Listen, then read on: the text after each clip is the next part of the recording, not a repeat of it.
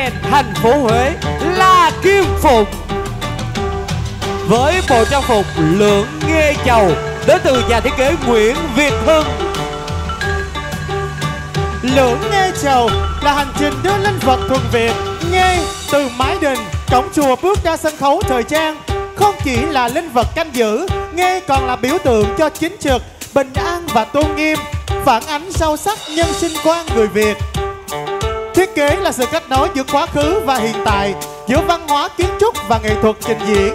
Như một lời tự hào, chúng ta đang khoác lên mình cả một di sản.